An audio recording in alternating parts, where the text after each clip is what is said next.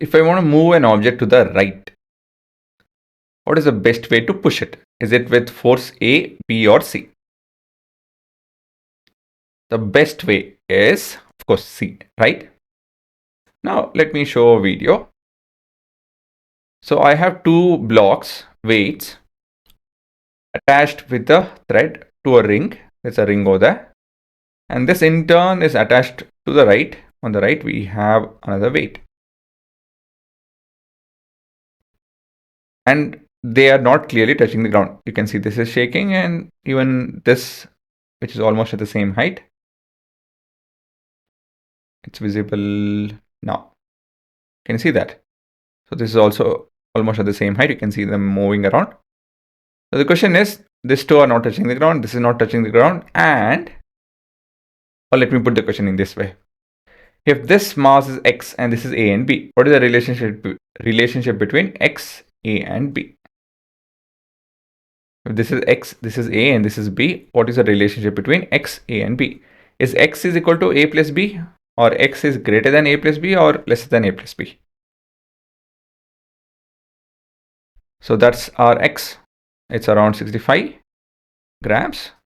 And this is a and b, that is 125. So clearly the left ones are a lot heavier compared to the right one. This has a lot less mass compared to the left one. Even with this setup, how is that this is balanced? Right? So how is that this is balanced when we have the masses to be clearly unequal? Is it not? F1 will be lesser than F2 and F3. So to understand why is this setup balanced, and to understand why C is the best option, how can we talk about this mathematically? And to understand lot more physical and mathematical concepts, we will take the help of vectors. So the funda of vector is that they are these clever arrows. Clever being, the reason being, let me explain that. And actually we'll be seeing this throughout the academic years actually. So why are vectors so special? They are clever arrows that can tell us not just where to go, but also how far and in what direction. How far talks about something called as magnitude, and what direction.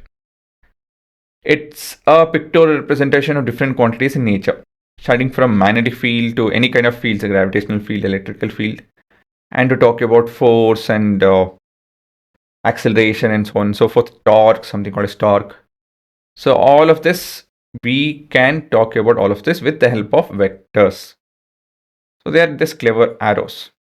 You know, they have something called as head and a tail. We'll see all of this in detail. So talking about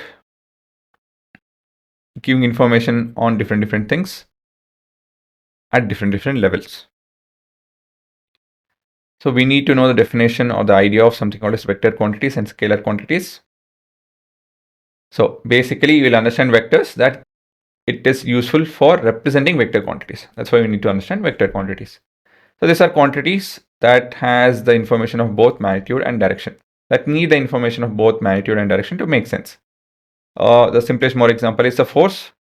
If I want to push this block to the right, I can't sit on it. If I tell I'm applying 10 Newton force on sitting on the box, okay, if I sit on the box, it won't be 10 Newton, it would be 700 Newton. So point is, if I sit on a box and tell that I'm applying force but the box is not moving, because the direction is not right. So quantities which need direction while acceleration, or sorry, not acceleration, time and temperature, they don't need direction.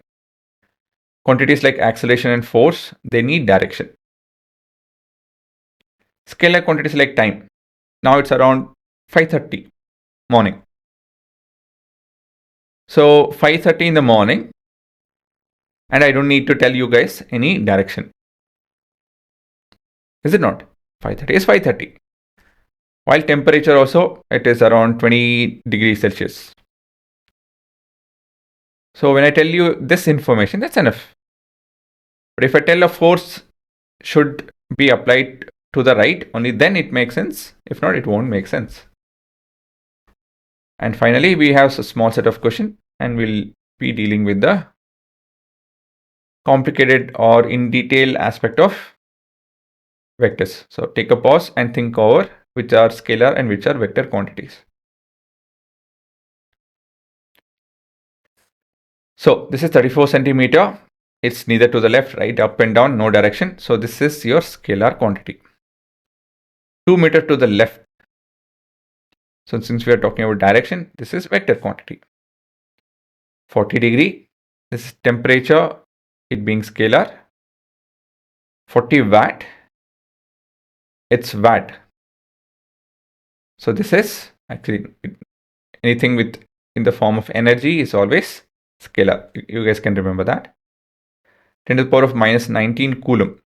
This is scalar, no direction basically. This has a direction clearly and a magnitude part. This is magnitude, how much, and this is what direction. How much and what direction gives us a vector quantity. We just saw this. Time is a scalar quantity. Distance is also scalar quantity, while force is a vector quantity. Velocity is a vector quantity, while work is a scalar quantity. Anything related to energy, not related to any energy, is your scalar quantity.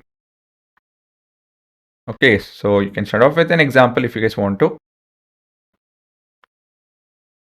and some set of definitions.